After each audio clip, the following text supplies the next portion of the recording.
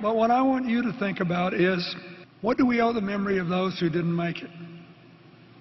What do we owe the sacrifice and effort of those who risked their lives to save those who survived?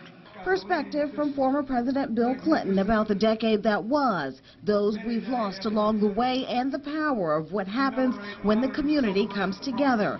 The mayor says the week's worth of events were about remembrance and gratitude. The world lifted us up. The nation lifted us up.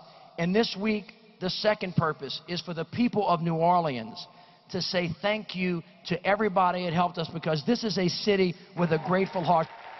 There were hymns, guide my feet, Lord, and prayers. Amen.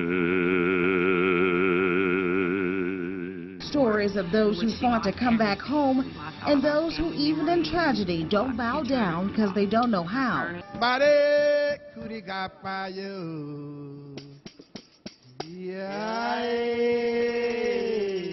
For all of the progress made in a decade, the recovery is still ongoing. But there's a difference in being happy and being satisfied. There's a difference in being proud of having made your very best efforts and being satisfied that that's all we can do now. After all, we're a city of 73 neighborhoods, each one affected in some way by the storm. While we've spent the last week reflecting on Katrina and the work that's been done, the former president says it's time to refocus on the challenges that remain. Have a good time, New Orleans. You earned it. Give yourself a pat on the back. You earned it. Laugh tonight and dance to the music. You earned it. And tomorrow, wake up and say, look at what we did. I bet we can do the rest, too.